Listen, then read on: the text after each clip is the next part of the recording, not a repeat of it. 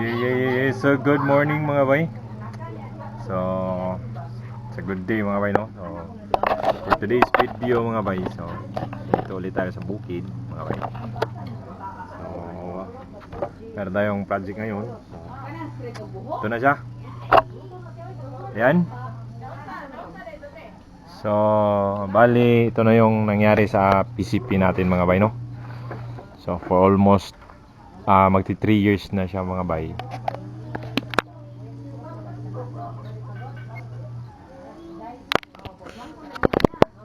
So, ito na yun mga bay, no? Ito na yung ating PCP mga bay.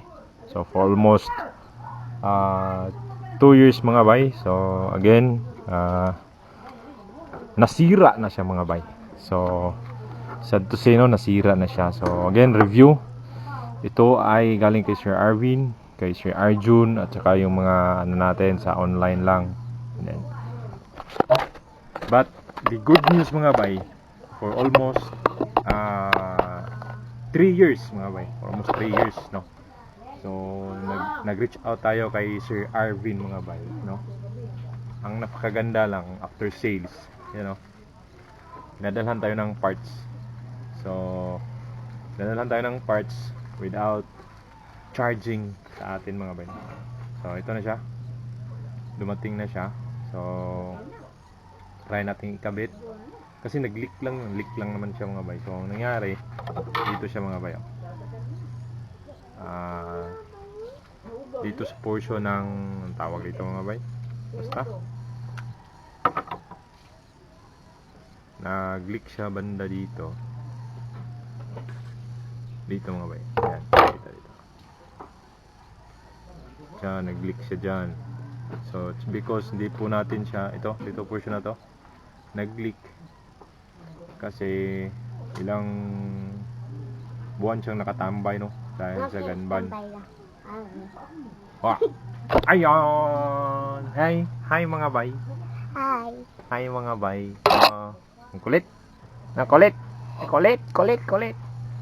So, repair natin ngayon mga bay. So, testing natin kung kaya bang ma-repair.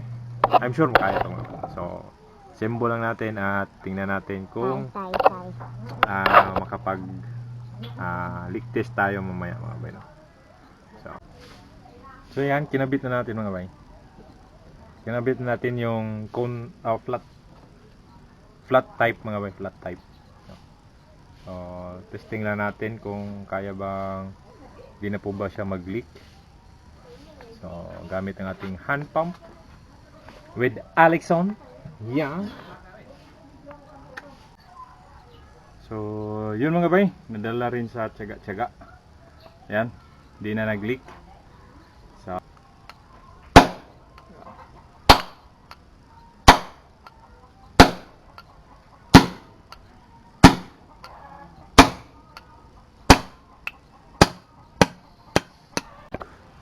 ito na siya mga bay, no? Meron siyang laman. Tapos, 0 pa rin dito.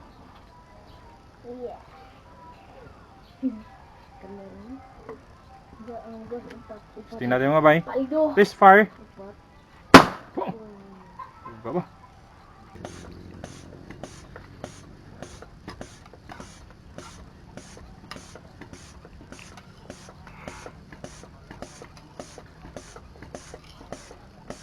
Mana yang di lubang dari